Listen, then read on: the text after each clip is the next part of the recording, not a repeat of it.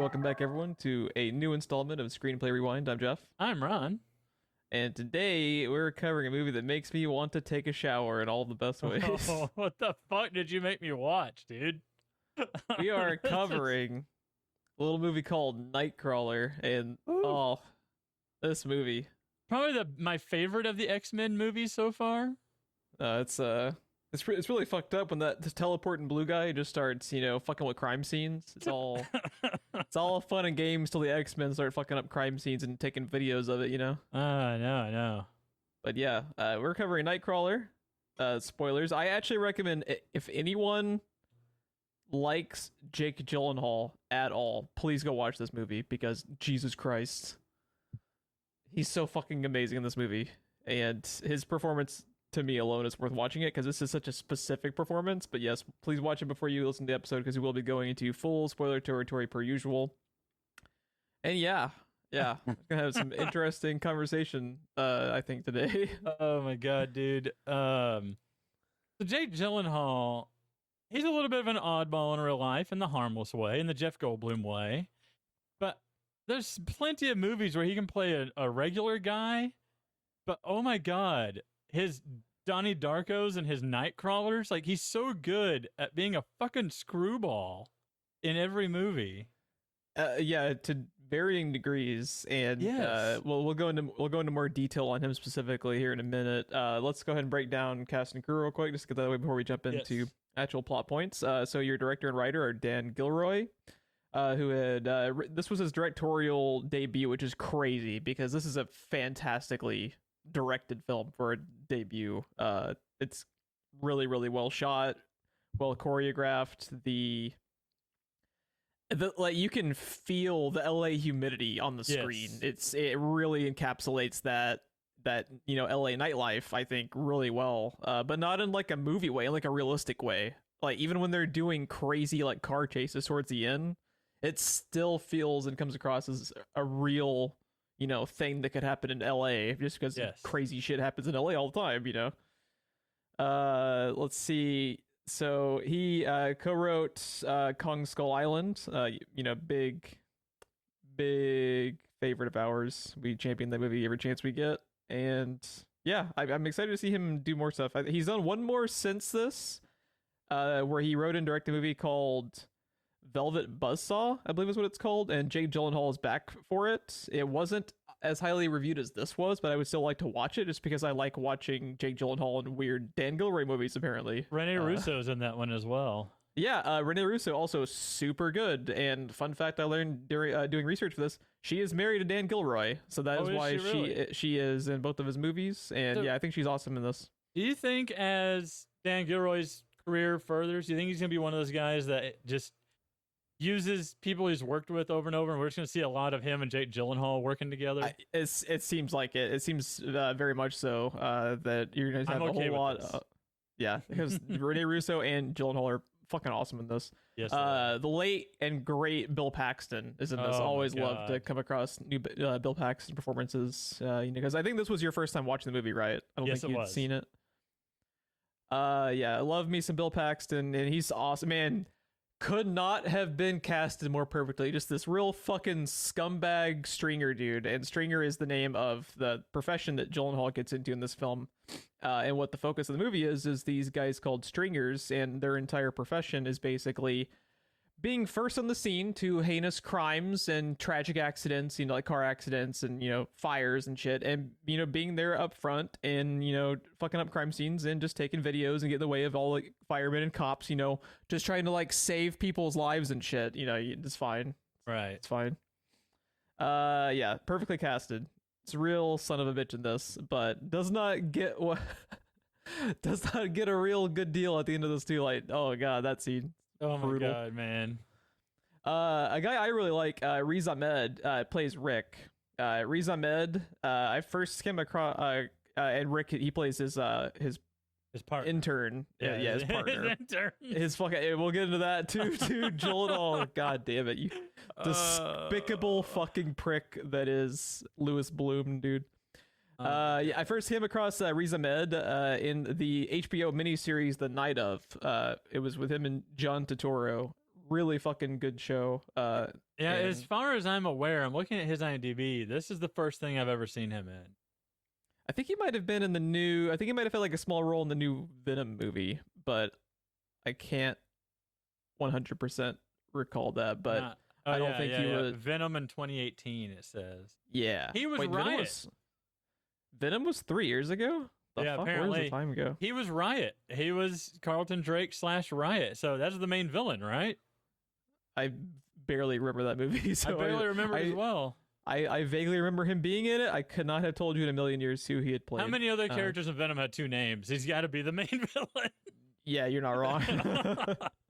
So yeah, I've seen him in that, and I forgot all about that movie, so I don't remember it.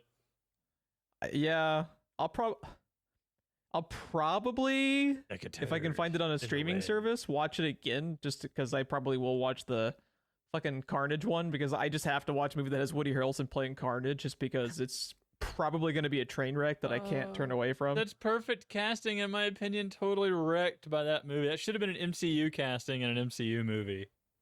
Yeah, who knows? It could be good. Who knows? It could be, but I don't think it is. There's like a 2% chance it's good. You just, it's the year of 2020 and 2021. The year's all about hope. Oh no. Yeah. And those are your heavy hitters in this. So what was your first reaction to? I love the way they introduced Jake Gyllenhaal in this movie. So they open up in this goddamn just super shitty train yard. Yeah.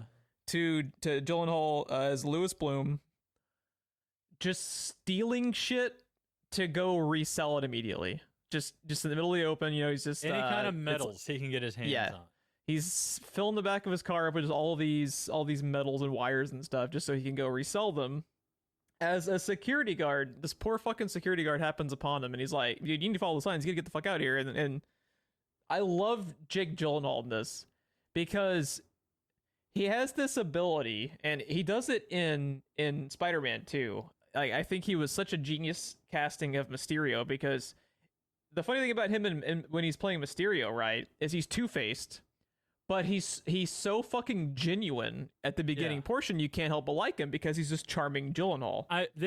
When this movie was over, I turned to my wife, because we watched it together, and I said, this entire movie was basically a screen test for Mysterio, right? Like, right. He was Mysterio to like the nth degree in this movie. I think Mysterio is probably a little bit more tame for the first 3/4 of the movie, until after he's revealed to be the shitbag.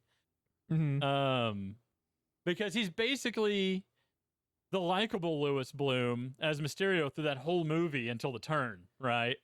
So I think he's probably a little bit more tamed there, but this movie, I absolutely see why they decided to have him as Mysterio. I absolutely see it. Yeah, this was probably the movie that Feige saw, and it was just like, go get that guy. But what I find interesting, and what I think shows just how underrated Jake Gyllenhaal is there's this small difference between the performances, and I think it's genius, because when he is playing genuine and charming Mysterio, he just throws on the charm and he's likable, right? When he's throwing on the quote unquote likable Louis Bloom, he's bad at being friendly. You can he has this thing where this feels fake. Mysterio did not feel fake, and it's just all in the performance. And that just blows my mind that there's so much nuance to him just being a fucking slime ball. Jake Gyllenhaal, he's really good with his eyes and his smile, because that's where it is in his face when he switches between the two different faces he wears in this movie, or as Mysterio. He's got these big bright eyes and this really likable smile. You just like him from the minute you see him. But in both movies, when that smile goes away and he does this thing where his brow just kind of flattens evenly across his head. Yeah. Once he does that, he's just in total shitbag mode. It's like Ash turning his hat backwards, or like Vash putting his glasses up. Once the brow comes down and the smile quits, he's just in total shitbag mode. Yeah, and when he goes to these dark places with these characters like this and like with Spider-Man, he also like the same way that he has different levels of whether he's charming, whether he's clearly a terrible person trying to put on the face of being a friendly and polite person. He's an asshole when he's Mysterio. He's a slime ball when he's Lewis Bloom. And he dude. just comes across just like such a despicable piece of shit. Like he is just as much of a piece of trash as what he's trying to, steal and resell at the beginning of this movie. And what really sells it too, just pushing it over the edge, he could have sold this performance regardless because he's just a fucking great actor. But he lost 30 pounds for this role. Did and really? It feels like all of the weight loss is in his face because he just looks so gaunt. Yeah. So to prep for the role, he lost about 30 pounds. And the way he did so, he was biking or running 10 to 15 miles a day and eating only kale. Oh my god. He was so committed to this movie because he had been attached to it for a very long time. Gilroy had the script going around for several years before they were actually able to get off the ground.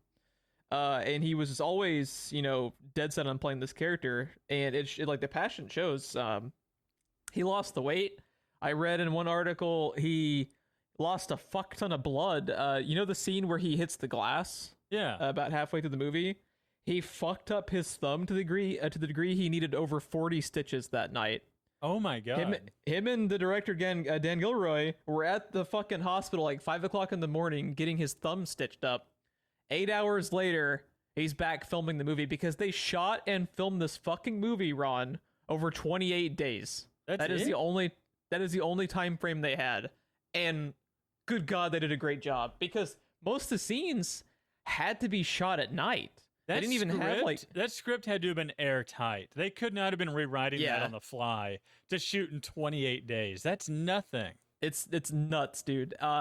Gilroy came upon these stringer jobs, of the people that just kind of slimeball their way around, like all these crime scenes and just all these natural disasters and shit. And he came across this job that like you once you realize that it exists, you're like, oh, of course, there has to always be a person taking those photos that you see in the news. But you don't really think about like the psyche or the mindset of the person, actually having to do that really shitty job.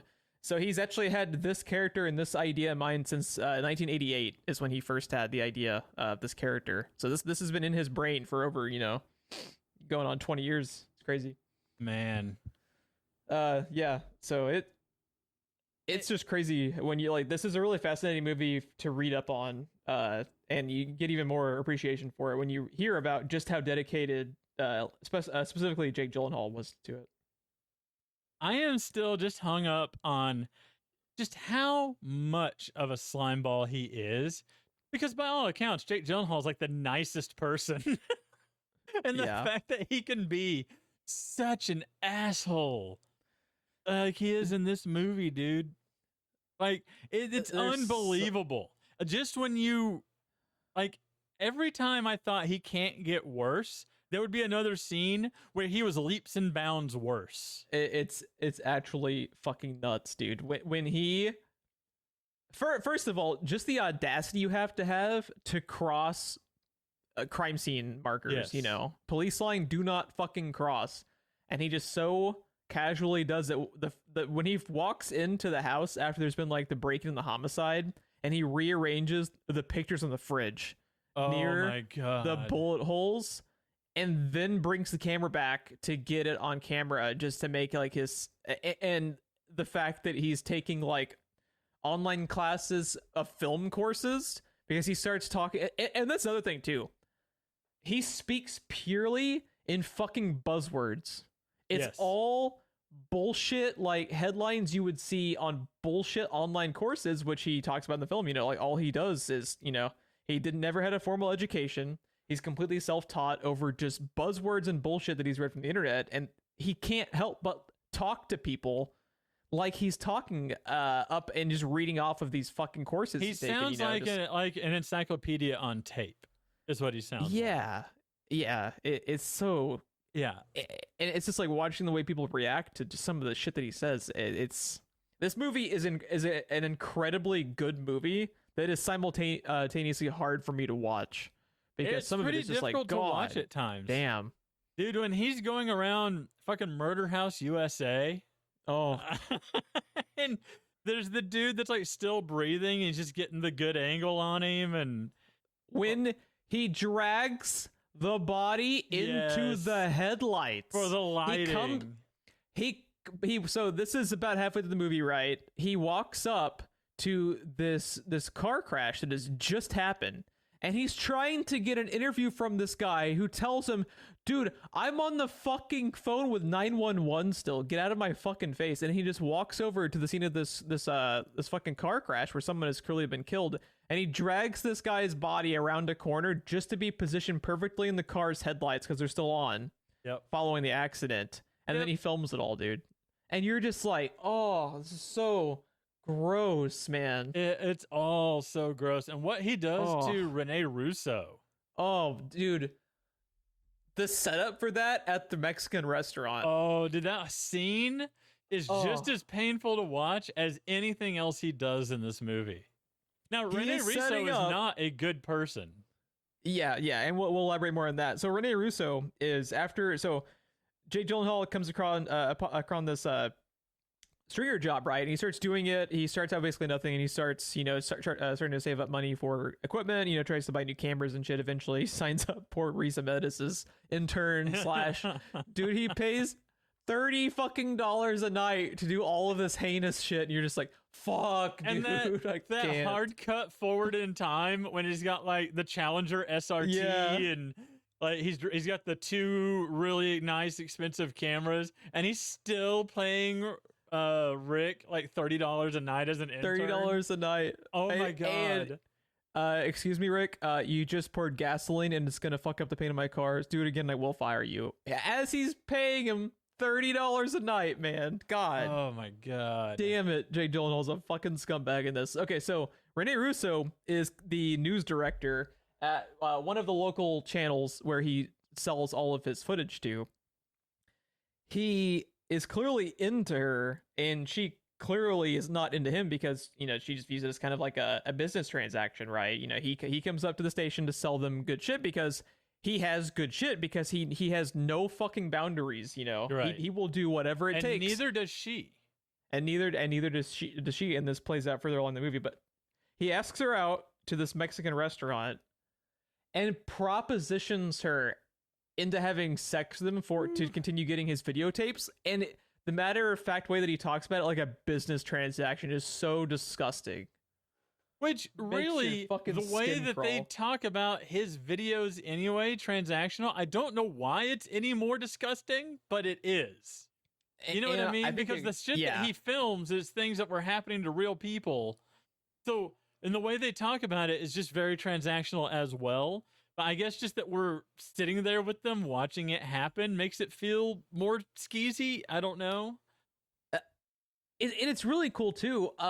Just the structure of the movie. So if you just take in a nutshell the series of events and take out the details, it has the cadence and pacing and plot points of like a feel-good movie. Like if like this guy finds a thing that he's really good at, that he's really passionate about, meets this woman that he's interested in the middle of the movie, that coincides with, like, it follows all the story beats you've seen a million times in typical movies. It's but a everything dark is version just of a feel-good movie is what it is. yeah, and it's just so bizarre that it's structured like that because it makes it even more gross. And I think I think a good touch along with it too is actually James Newton Howard's music. The music throughout the movie is so bizarre that it plays into you not being sure of how you're supposed to feel sometimes, because sometimes you're just watching heinous shit happen. Well, yeah, and the movie is presenting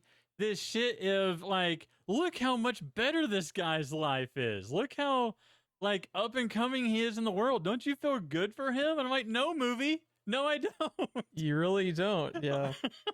And that, it makes you feel even more gross just because of the typical kind of story trips they're moving through, but it's just also goddamn heinous. And it's not the mastercraft here is not necessarily how blatant it is. It's not gory, it's not super bloody. There's some intense stuff, but it's used to good effect. It's not blood for the sake of having blood on screen.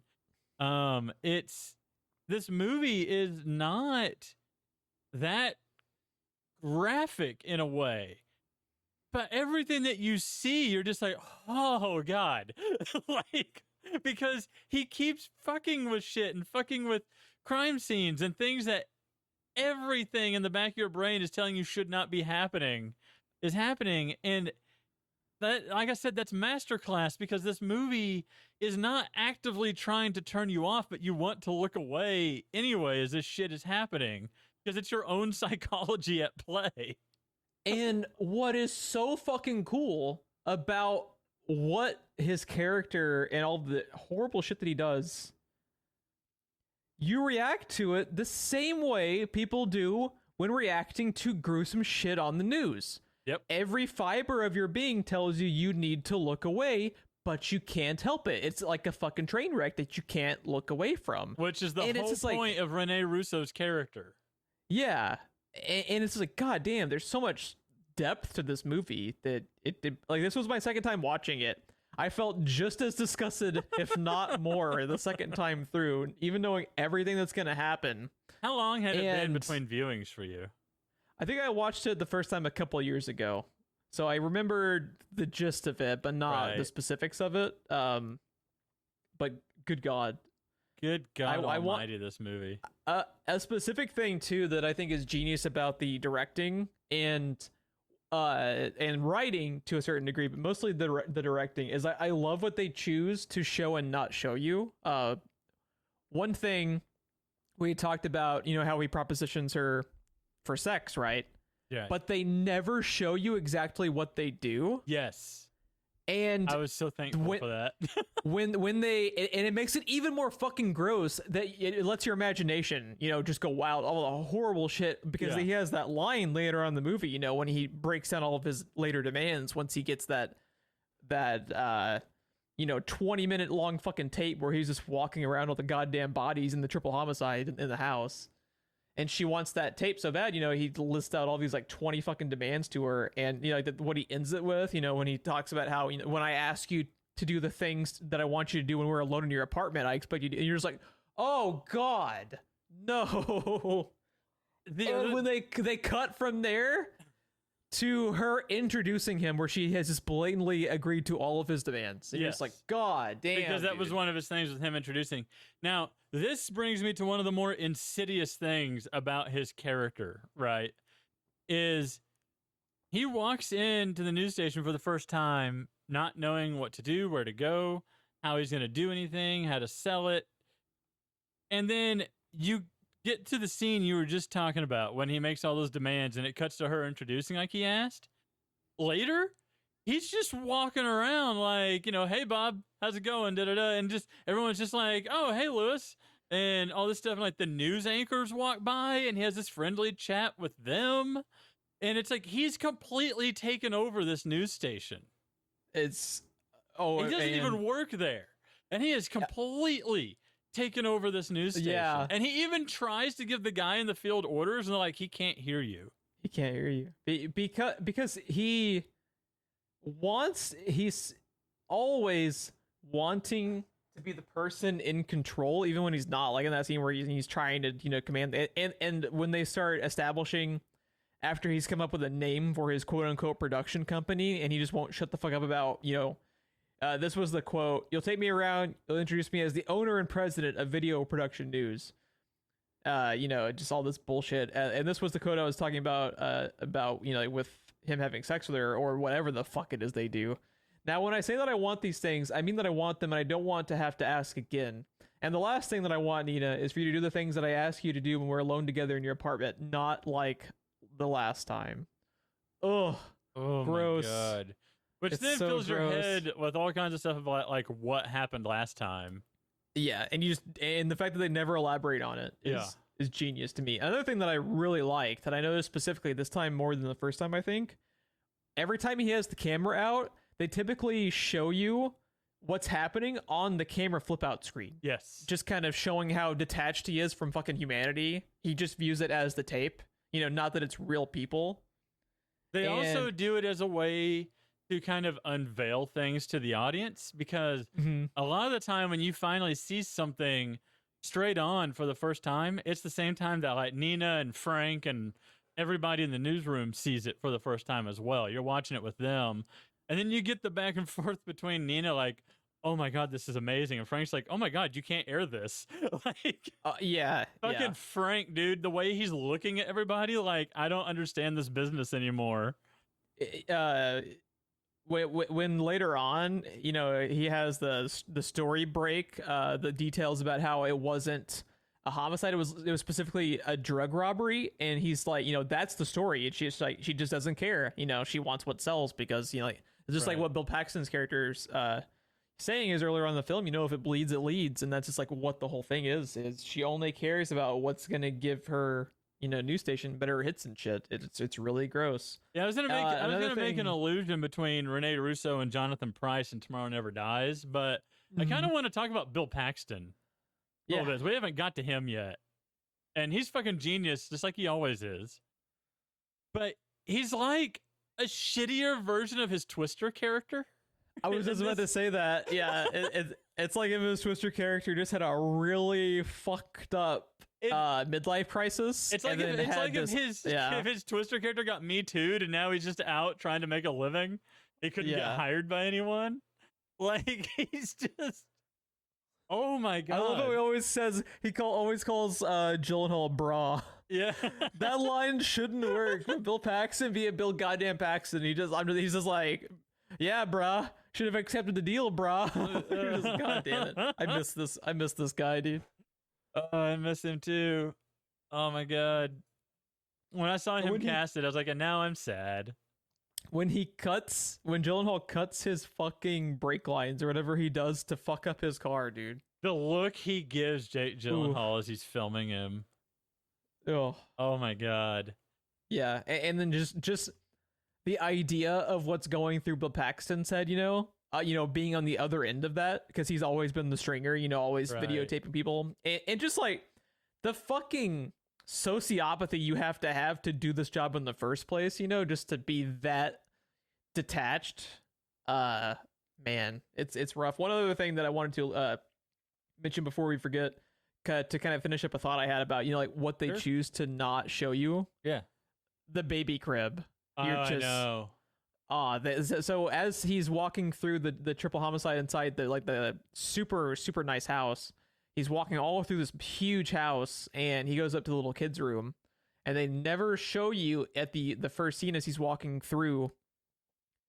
As he's approaching even the fucking crib, does he approach it as a person looking with his eyes to see if there's, potentially a baby here he can help? Never looks away from the camera. Never looks away from the camera. He has his camera held up above his hands just to get the angle to look down into the crib. Never has his eyes leave the camera lens. It's just like, fuck, man. Even the baby crib.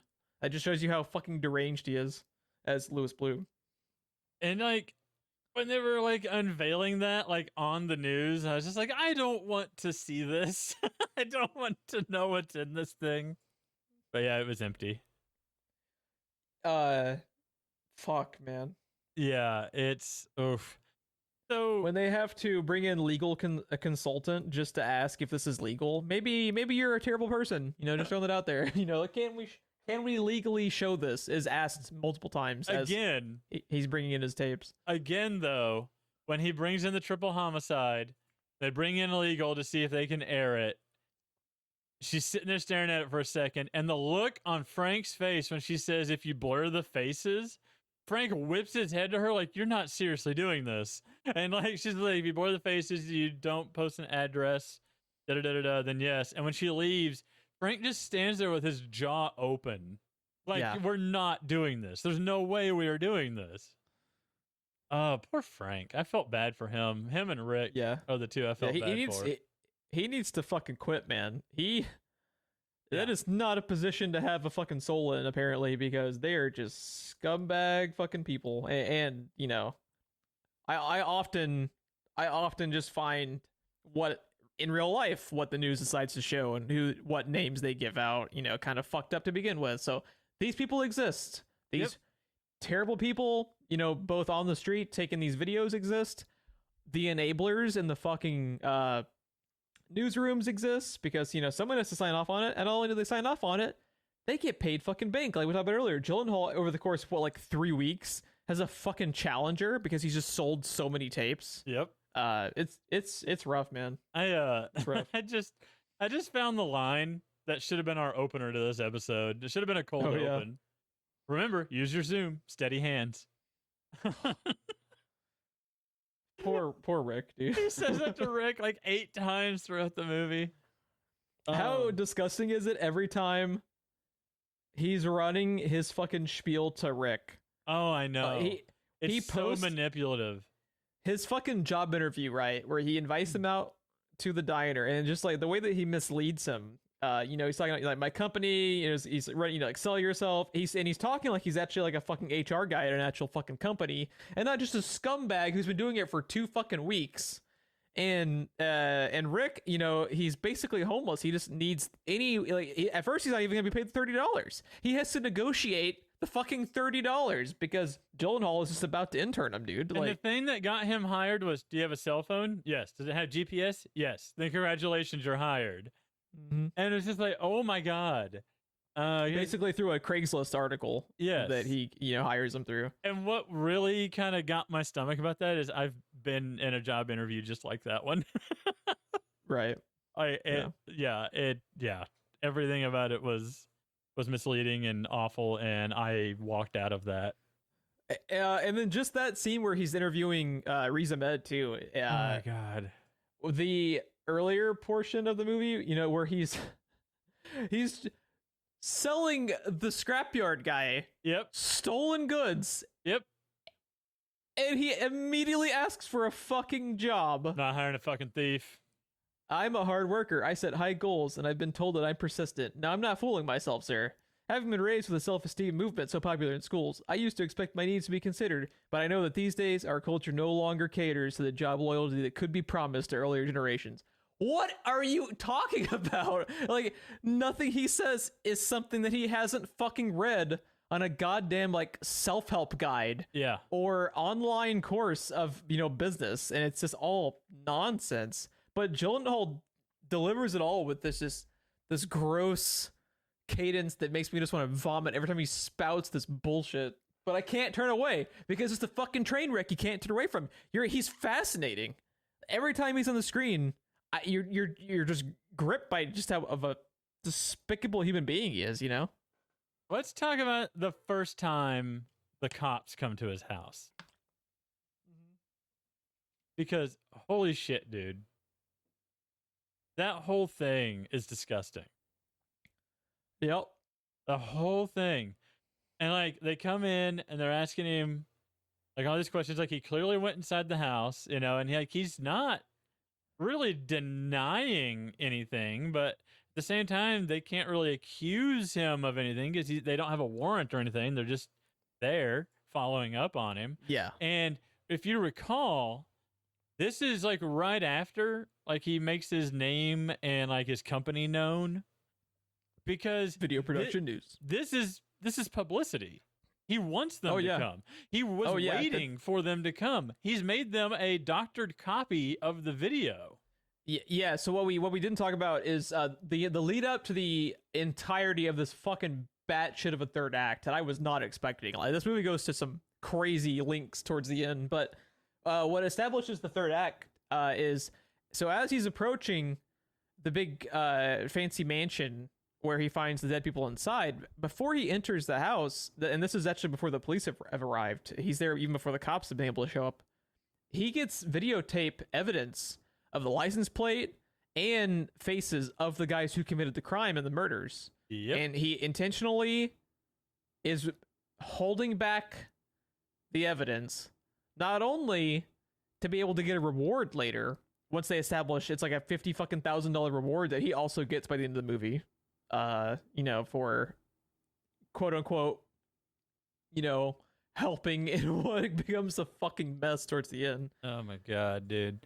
But yeah, that so the cops they can pretty much tell he's full of shit, but like you said, they don't really have like a leg to stand on because it's all like all the Stringer videotapes are all normal day-to-day operations for what the news and what the cops are used to dealing with as well, and without having like a warrant, you know, and it's all basically volunteered information, you know. Her exact instincts on him are 100% correct, and everything that she throws out as a theory is absolutely correct, but it's all circumstantial without evidence, and without evidence she can't get like a warrant to like seize the tapes or the computer or anything.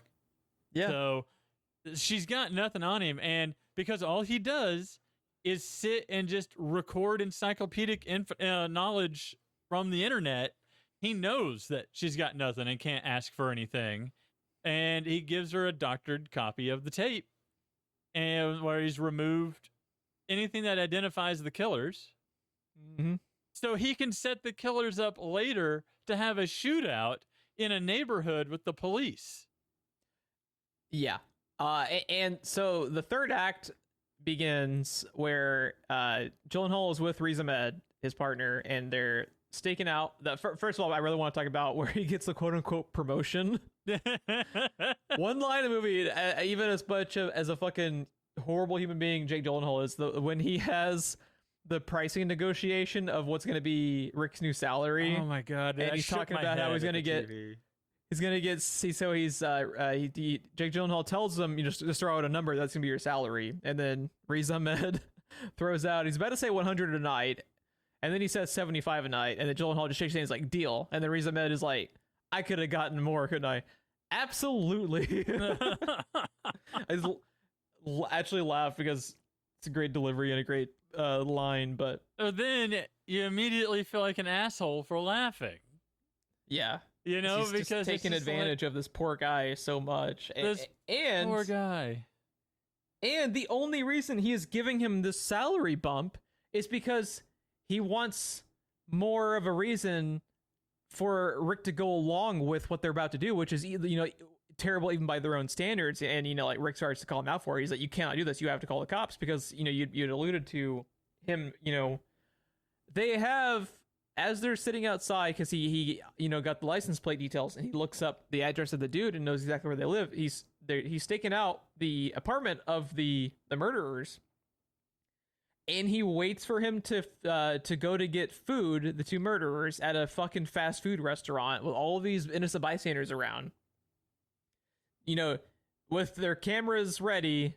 Has you know, this huge argument where Riz Ahmed is talking about how, you know, he wants half of the fucking salary. This is what leads to the renegotiation. Yeah, because Rick asks Lou, you know, how much is the reward going to be, and he tells him it's going to be 50,000. You know, he immediately wants half. You know, they start arguing back and forth. You know, Lou starts pretty much telling him, you know, hey, I just gave you a salary bump. You know, your fucking $45 a night increase. You know. And he gives him a bullshit title, you know, like executive vice president of VPN or whatever. Not a thing. Yeah. Yeah, and he tells me, like, I don't give a shit. Like are you vice president or are you an executive? Like, which one is it? Executive vice president? Not a thing. Yeah. Yeah, and dude, I had a bad feeling about the line Jake Gyllenhaal has, like, well, then you don't leave me any choice. You get half. And I was like, I don't like the way he said that or what he said or any of the emphasis on the you don't leave me a choice part. I don't like any of this. Yeah, say something along the lines of, you know, like, I guess I have another, you know, like no other option but to, you know, to say yes. And you're just like, oh, this isn't going to end well. No, this is not going to end well at all. So, yeah, he, when he makes the 911 call, Jeff, does he do it anonymously? No. Not at all. Because, you know, again, he's seeking the glory attached to this. And the reward. And for the cops to come back. Because this is all advertising. This is all gravy for him. And he's trying to get his name attached to everything. Oh, man. And these guys you can't feel sorry for them, but they're kind of minding their own business. They're in the fast food restaurant. Then the first set of cops come in, and you're just like, oh boy, like that's already tense. The way this is filmed, dude, you are holding your breath the entire time because they're positioned outside the fast food restaurant, and they picked up a beautiful location too. Yep. It's this Chinese fast food restaurant, like midnight in LA. Everywhere around it is like super dark, and they have these big, easy to see through like glass pane windows, on the sides of the restaurant. And it's Jake Gyllenhaal in the street corner inside the car, and Riz Ahmed is further down the street to get a second angle.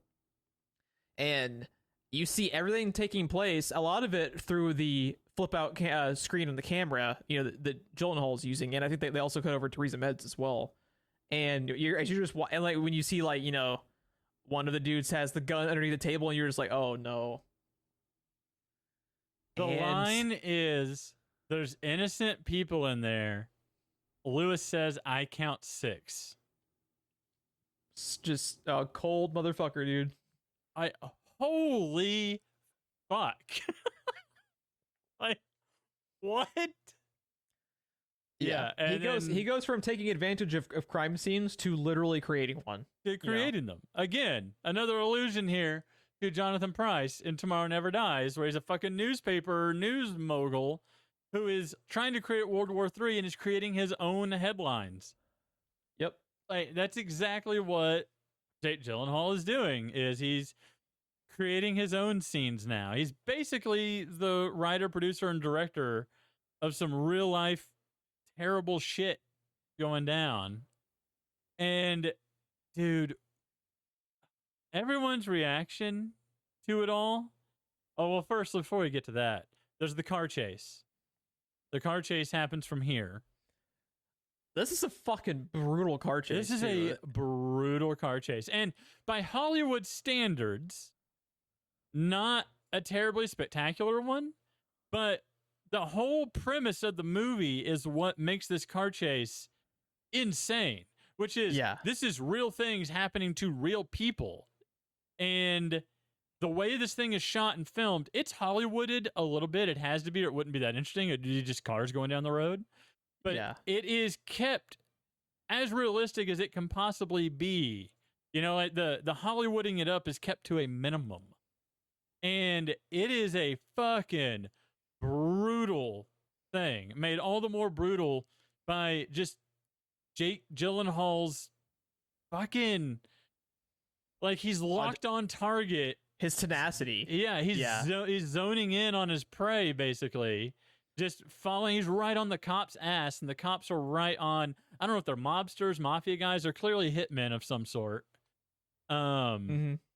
But yeah, I always assumed like mafia, since there was drugs in the house and these guys. But oh my god, dude, this car chase and that crash that happens, that just totally flips that SUV over with the killer inside, and he gets out with his camera and he tells Rick to like get his camera. And he goes over to SUV, looks inside, and says he's dead. And he wants Rick to come over and get the shot while he goes and films the other car, while he goes and films the cop. Jeff. Dude. Jeff. Oh, it's so fucked. We've all been Rick, is all I'm going to say. It's so fucked. Rick goes to get the shot as he's told. And the mafia, he gets the shot. He gets the shot, all right. The mafia dude looks at him and then shoots him 3 times in the chest. Yeah, something like that. And then Rick just kind of falls backwards and like a heap. And then Jake Gyllenhaal films the whole thing. He films the guy coming out of the windshield. The guy sees him. And then as he like turns to run away, more cops come up and then they shoot him to death. And then Jake Gyllenhaal goes and gets the shot of his intern, his vice president intern. Yeah. Fucking bleeding out and dying, and has a conversation. I have the conversation here that I want to talk about. This is just do the conversation. Riz Ahmed's dying on the ground. He tells him a couple times, you saw him. I can't jeopardize my company's success to retain an untrustworthy employee. You're crazy. You took my bargaining power, Rick. You used it against me. You would have done it again. Just admit it. I don't know. I don't know. I know. Fuck, dude.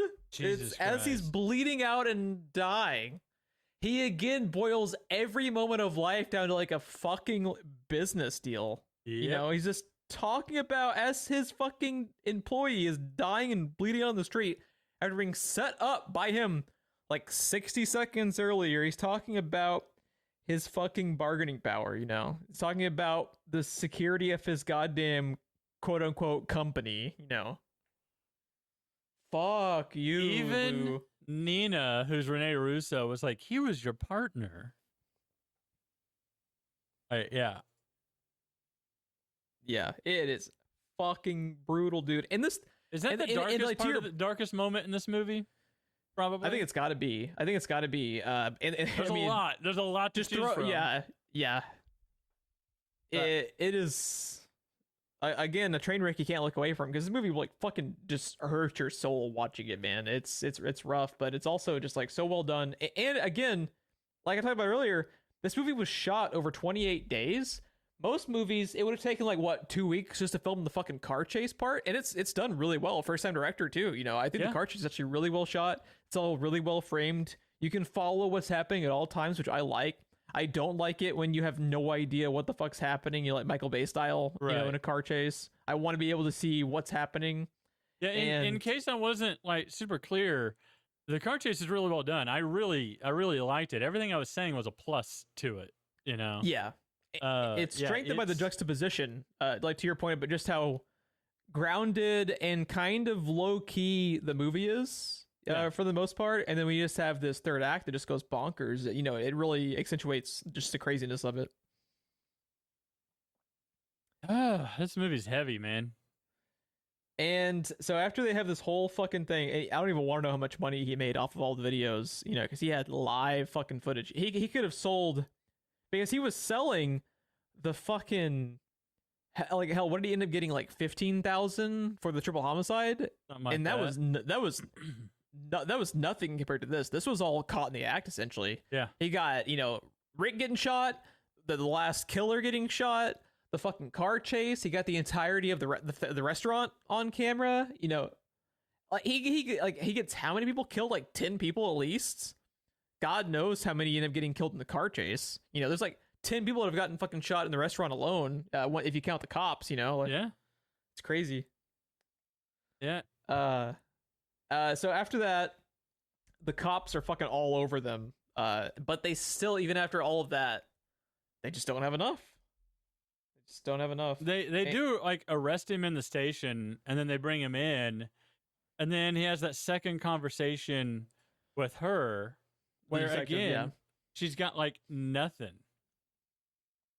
you know, and like she doesn't have nothing, but she's got nothing to base any charges on. But that moment when she pointed out that, you know, the thing's being recorded, and he looks directly into the lens, and he's just like, yeah, like wide angle and this ratio and all this stuff, because like that's the only terms he thinks in now is framing the scene. Yeah. It's just, oh my God. And then, you know, she brings up that, you know, he filmed his partner. He seemed real broken up about it. Yeah. And he's just like, it's what I do. Like, it's the job. And he's got like no emotion about anything. This just happened last night. He spends most of the conversation with a smile on his face. Yeah. Talking about, you know, all of these murders that he was firsthand there for, and was, you know, the reason it all happened in the fucking first place. And he just couldn't care less. And again, all of her instincts are correct. She calls him out on, you know, his partner. She calls him out on withholding the license plate and the dude's faces. She calls him out on everything, and she's absolutely right. But again, it's her instinct. It's all circumstantial. Yeah, instinct doesn't hold up in court. She has Yeah. nothing to go on, and it makes it even like more, fucked up from her position. Just a simple fact that Jake Gyllenhaal, his story is such bullshit, but like a bullshit story. It's circumstantial because just the simple fact that like the lie he has to come up with is just a shitty lie too. He's just happening upon them and follow them. He just just happened to always be at like the quote unquote wrong place at the wrong time, but it all worked out perfectly for him. And she knows that he's full of shit, but can't do anything about it. Yeah. And the ending of this movie is fucking genius, man. So after this thing has happened with the detective, they cut because he was talking with the detective, like in the early morning. It's daytime, and they cut to a scene at night, and it's Gyllenhaal talking. Congratulations. Your selection by Video Production News is evidence of the hiring committee's recognition of your employment history, your unique personal qualities, and it is my hope that through hard work and commitment, you will move through the intern program and continue to pursue your career goals as full-time employees of Video Production News. I can tell you from experience. I can tell you from experience that the surest way up the ladder is to listen carefully and follow my orders. You may be confused at times, and other times unsure, but remember, I will never ask you to do anything that I wouldn't do myself. And so one of the best final lines of a movie to me. And so like good. A lot of what he's referring to there was the lessons he learned with Rick. And it's just like, oh my God, this is so gross and awful on every level. And then you get that big wide aerial shot, like the boom lifting shot as the three vans go out into the city. Yeah, he's hired 3 people, and there's 2 vans, so he's doing like teams of 2. So he's doubled his empire. He's got 2 cars going out now. Which is what Bill Paxton had just done. Yeah. Oh, we didn't mention that. So once Bill Paxton realizes just how much footage Gyllenhaal's been getting, he tries to hire him. He tries to hire Gyllenhaal to be like he does the vice president bullshit that Gyllenhaal ends up doing to Rick. Yes. Which he does this first, right? Is this where he got the idea probably to do it to Rick? Oh yeah, because that happens about the kind of midway point of the movie. So I think you're absolutely right.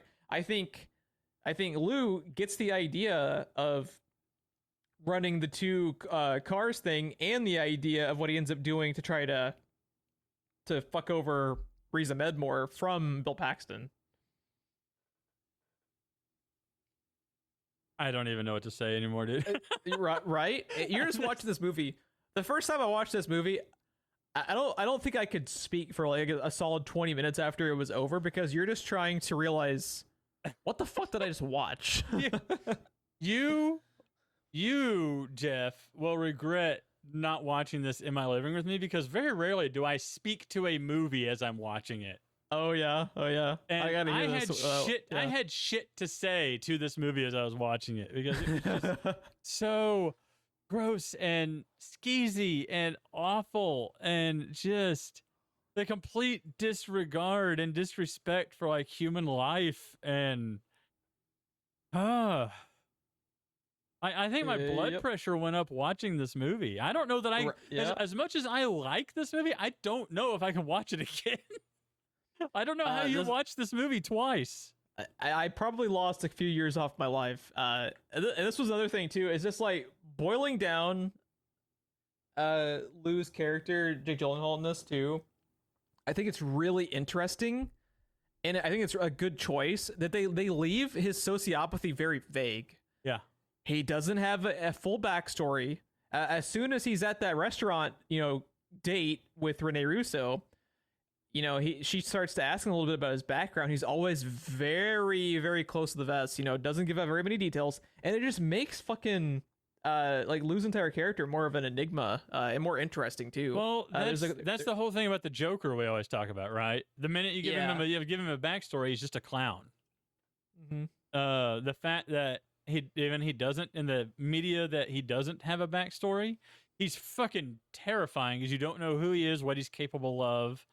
what he can do, and he dresses like a clown, right? So, like, Jake Gyllenhaal is all that minus the clown makeup, basically, because you don't know anything about him, which means you don't know what he's capable of. You don't know the full extent to his criminal history. You don't know things, what he's done or hasn't done, or what he is able to do to go the extra mile. And like I said, every time you think you've got it figured out, he one-ups the last time you had it figured out. Like when he moves the guy into the headlight. Yeah. It snowballs throughout the movie, just getting more progressively fucked up, and So yeah, by not giving him a background, it's constantly keeping you on edge of like, what is he going to do? What is he not going to do? Because you just cannot predict him. You've got no data, nothing to go on to predict him. Yeah. And he's very unpredictable in this movie. And one conversation that he has with, I think it's right before Rick gets out of the car to go get the second angle at the fast food chain, Yeah. This was, I think we had alluded to this conversation a little bit earlier, but this is like the most detailed they go into his sociopathy here. And this is when he's talking to Rick. What if my problem wasn't that I don't understand people, but I don't like them? What if I was the kind of person who was obliged to hurt you for this? I mean, physically. I think you'd have to believe afterward, if you could, that agreeing to participate and then backing out at the critical moment was a mistake. Yeah, that's what I'm telling you as clearly as I can. And Jesus Christ, the way he delivers those lines is just like bone chilling to me. Yeah, the look on his face as well, as he's just got this blank stare. He's like these blank eyes as he's saying it. Yeah, and I think the character of Rick is a really, really good choice as like an audience stand-in, because his reactions to like a lot of the snowballing effects and just horrible things that losing throughout the movie. He's often there to be kind of like what I'm sure you were yelling at your TV, like you talked about. You got to go to the cops. What are you doing? He's just freaking the fuck out. There's like right after the shootout happens at the fast food restaurant. He's talking like there's dead people in there. He's just panicking and just freaking out and just even more horrified by how nonchalant Gyllenhaal is about everything. Yeah, this movie's fucking genius, but be prepared to want to take a shower afterwards because it is hard to watch. I'm pretty sure I just sat in the floor of my shower and cried. Because this movie, man. Yeah, it gets to you. It gets to you. It really if you watch this movie and it doesn't hurt your soul, you're probably a sociopath. Right. You're probably named Lewis Bloom. Yeah, you might be a sociopath. Dude, fucking that moment, like early on when he's sitting down, like ironing his shirt. Was he watching like Monty Python or something, just laughing his ass off? Yeah, just fucking. And this movie clearly takes a lot of inspiration by Taxi Driver, I think.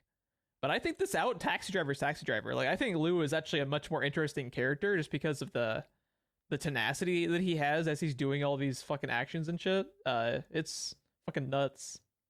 And probably one of the grossest scenes of the movie too that we hadn't talked about.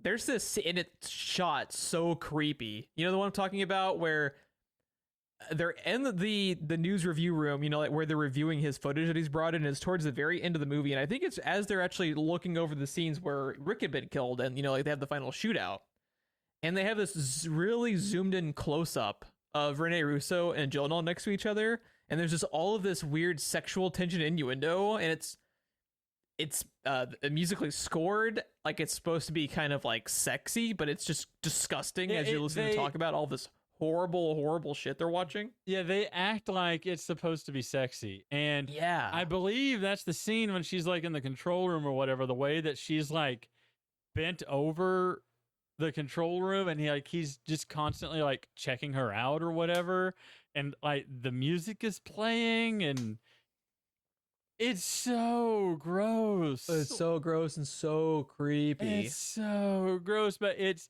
the movie. The genius thing about the movie is it keeps playing it like it's supposed to be sexy, like it's supposed to be turning you on as well. But it's so gross. Yeah, it makes it all more fucking disgusting for it.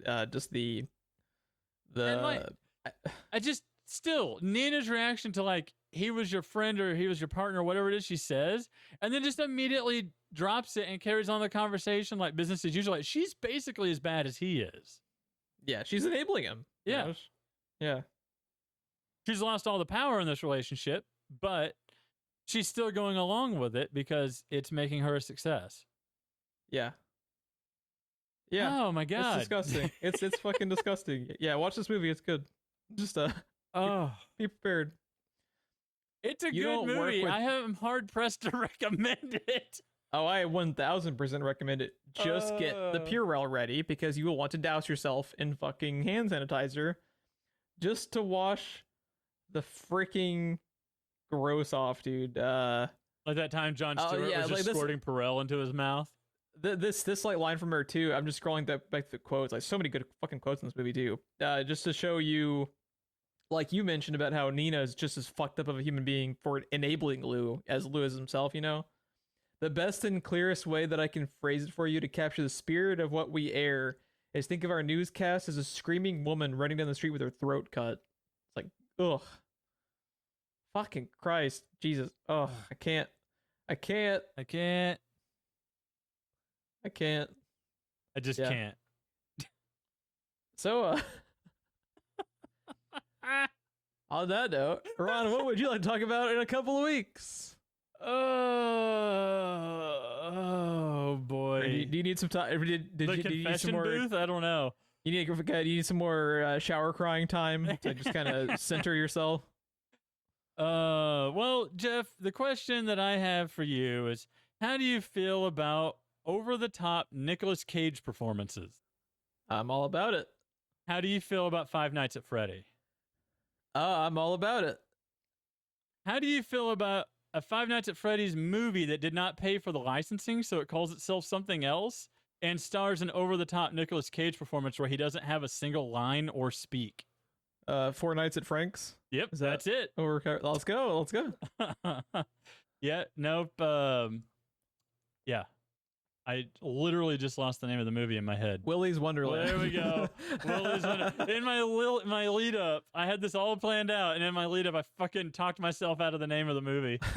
Yeah, Willy's Wonderland. I would have immediately given the movie at the very minimum an 8 out of 10 if they had just called it Four Nights at Frank's just to hammer home the fucking homage that it is. Or is it a ripoff? I mean, I haven't watched it yet. Have you watched it yet? I have not watched it yet. It is on Hulu, and I think this will be the first time neither one of us have seen it, right? Has seen a movie. Yeah. Because we had talked about covering this movie for a while now, because it's been on the VOD for a while, but we were trying to wait until it either, went completely free on one, free quote unquote on one of the streaming services we already have, or hit cheaper rental, because it was at that like $20 or $25. Yeah, that weird $20 VOD mark, which I'm usually not okay paying, for like. Yeah. But yeah, I've listened to interviews on the Ralph Report mainly because Ralph is a huge fucking fan of this movie. He had one of the actors on, and then like the following week he had the director, and then like I think the director is also the writer, and then he had somebody else on that was involved. But yeah, he had them all on, and like when I was listening to the director talk about the movie, he was just talking about how this crazy original concept that no one's ever done before of like the fucking Chuck E. Cheese machines coming to life and like killing people, and like what if you were trapped inside with them? And I'm like, yeah, it's called Five Nights at Freddy's, you fucking ripoff.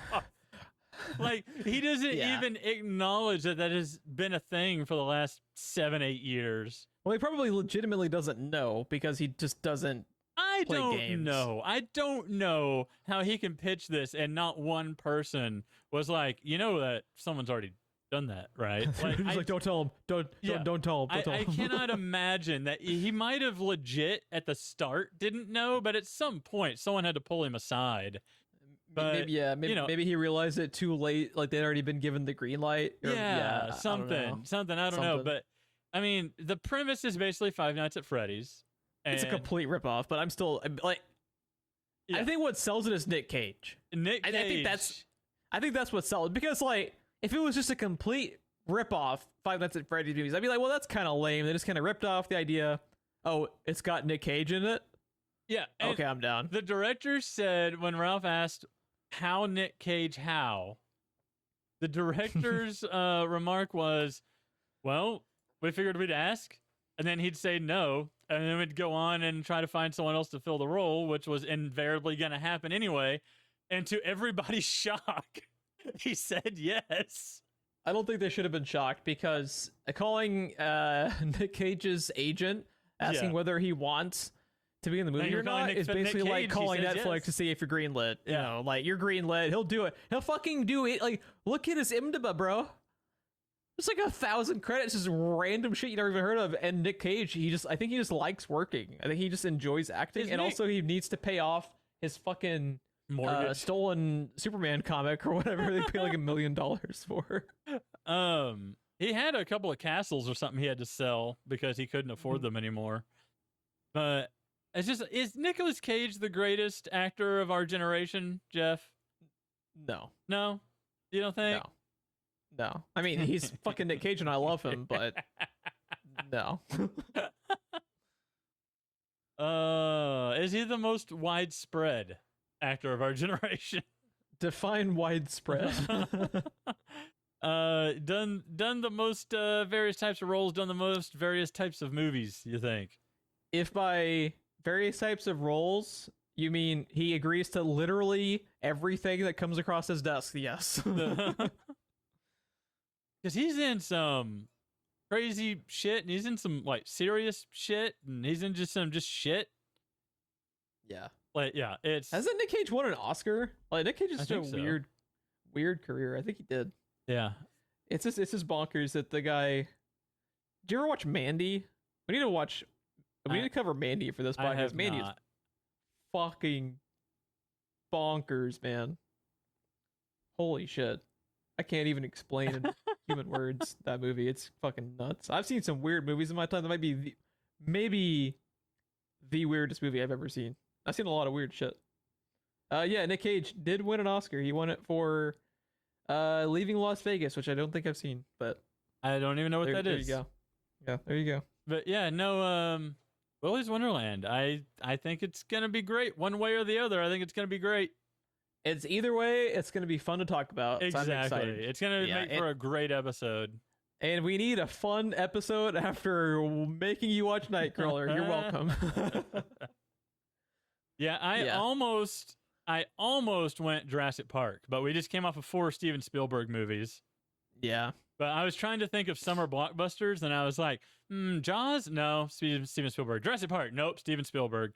And then finally I was like, fuck, and I summer blockbusters, Schindler's List. Oh fuck, Steven Spielberg. Yeah, so I went to my watch list and was just scrolling through it to look for something, and I was like, I completely forgot about Willy's Wonderland while waiting for it, and it's on Hulu.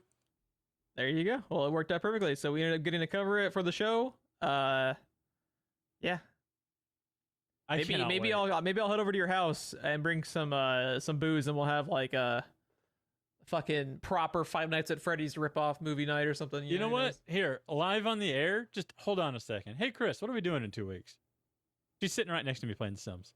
What are we doing in 2 weeks? Why are you looking at your wrist like you have a watch? Nothing? Cool. Yeah, do it. Let's do it. Do it. Come on over. We'll drink some beer. We'll watch Willy's Wonderland. Who knows? Maybe even like record the podcast. Yeah. It'd be a fun time. Yeah, record or be our first one in person if we did that. Yeah. I like this. It's gonna be a special event for the ages. There you go. Is that what this is? Yeah. It's a special event. Sure. Yeah. It'll be fun though. It'll be fun. If you have enjoyed whatever the fuck this last hour and 10 minutes has been, I don't know. It's mostly just a bunch of me and Ron just like, oh, it's gross. Ew. Ew. Ugh. Purell. Just side note, I have to rant about something. How did Jake Gyllenhaal not get a fucking Oscar nom for this movie? Go fuck yourselves, Academy. I don't know. That's just like one of my favorite performances of the last decade, and he didn't even get a nomination for it. Go fuck yourself, Academy. I hate you. I hate you. I hate you. I hate you. He's so good. He's so fucking unbelievably good. And I mean, I understand if someone heard about the subject matter of this and was like, I don't know, that's a little dark and fucked up for me. But I feel like just like no one's seen this movie and it breaks my heart. Like, go watch Nightcrawler, dude. It's real good. Someone in my Twitch chat brought up something that I had forgotten about when I talked about which movie we were watching. Uh-huh. And that is, do you remember this movie initially had, I don't know how big, because I imagine it was a vocal minority, probably. But the movie had a backlash initially because everybody thought it was the next like X-Men Origins movie. Remember that? Everybody thought it was about Nightcrawler, the X-Men, Kurt Wagner or whatever. Kurt Wagner, yeah. Yeah, they all thought this was an X-Men movie and were all like upset that it wasn't. And I remember like it was trending on Twitter forever and there was all kinds of shit and like news like websites, like legit ones like IGN and other crazy websites were covering it. I had forgotten all about it until I mentioned it, and it was Phoenix Waddell, of course. And she was just like, "Oh, that one. I remember that one solely because everybody was pissed that it was not Nightcrawler." Shouldn't everyone have been ecstatic they were making one fewer X-Men movie? This is my opinion. That's kind of my thought. Yeah. But yeah, I did remember one mental bullet point that I had. The first time you saw this, how did you expect this movie to end? Man, you're just along for the fucking roller coaster that is this movie. I didn't know what to think. And then when they have this fucking car chase, my mind was blown. I was not expecting the third act of this movie at all. I thought this movie was going to end one of two ways. And then one of those endings was going to happen one of two ways. So I figured either A, this movie shows him riding off in the sunset, filthy, stinking rich, which it basically does. Yeah, he wins. He wins. Yeah. Or B, he gets killed horribly somehow. And I figured that would happen via either A, Mafia catching up to him, or B, he would get mugged for the wristwatch that they kept showing in every scene throughout the entire movie. Yeah. Yeah. He steals the I don't know if they ever confirm it, but it looks almost like a Rolex that he got off the security guard. From the very beginning of the movie, he sees the watch, he attacks the dude, takes the watch, and then that watch is part of his costume design the entire movie. He's wearing it. Also, he's in every single scene, right? Like, there's not a single scene that he's not in. There are shots he's not in, but he's in every single scene, which is a little unusual for a movie that doesn't cut away from the main character at all. And again, I think that's another nod to Taxi Driver. Yeah, is it? I've never seen Taxi Driver. Okay, yeah, it's similar in that it's just a character study of this really mentally disturbed individual, and it just goes to very, very dark places. And I think So I kept kind of waiting for him to get mugged in the street for that watch and like shot or something, and then someone would come up and film him. So it breaks my heart that we can't, because sadly Bill Paxton passed away. But could you imagine a sequel where Bill Paxton is just hunting him down like the fucking Punisher in a neck brace? You know? Punisher Zod. Yeah, he's coming after him in the fucking Twister van. Like, let's go, dude. I'm sorry, but the last thing that we have to go out on is Zod in the neck brace the most comedic genius thing you've ever seen in your life? Yes, it is. It is the best. It is the best joke. Everyone can just stop writing comedy. That is the best joke. We can all call it an existence. Fucking ingenious, dude. Is that how it should have ended, guys? Yes, is that where it's from? I think that's how it should have ended. It's at the villain's bar or whatever, because the heroes have the cafe. I fucking love the villains. It's like Loki, and then it's like Zod in a neck brace, and someone else I don't remember. But yeah, they really need to just make that a show. They really do. The villains bar. If you made that just like a Robot Chicken type show where it's just random shit with those characters, the I'd bar be all that about can't be named. Yeah. The other day, I mentioned the Ralph Report earlier. They were talking about, they do like either dates and histories and celebrity birthdays. I don't remember if it was like when Superman 2 launched or if it was Zod's birthday. I don't remember which one of those two things it was. But he played the Kneel Before Zod thing. They talked about his performance as Zod for a while. And the only thing I could think of was Terrence Stamp in a fucking neck brace. That's the only thing I could think of. It's not even the right Zod. Yeah, it's a totally different. I see original. Yeah, it was Terrence Stamp's birthday. I think I saw him tweet about it a few days ago, so I think that's what it was in reference to. But yeah, funny that it's just completely at the wrong fucking Zod, dude. You missed the mark like 30 years. If we named these things these episodes, not the title of the movie, the wrong Zod would be the name of this episode, I think. Oh my god. Yeah, man. I love that villain spar shit though. It's so good. It's so good. Yeah. If you would like to follow the show for updates, you can follow us on Twitter at SPR Filmcast. Ron, where are you on the interwebs when you're not watching really gnarly Jake Gyllenhaal movies with me?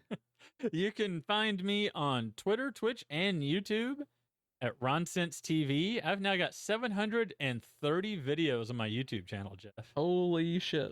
Yep. I've got my entire Is it all back just catalog. brutal car crashes and crime scenes? Is that what it is? Yep. I've got my entire back catalog in there, plus some exclusive stuff. I'm currently doing It Takes Two with Christina on there. Oh, there you go. There you go. A great game. I need to watch that. I've still not seen any gameplay from that. I've just heard about it, so I need to watch y'all play it. Oh my god, it's so good. Yeah.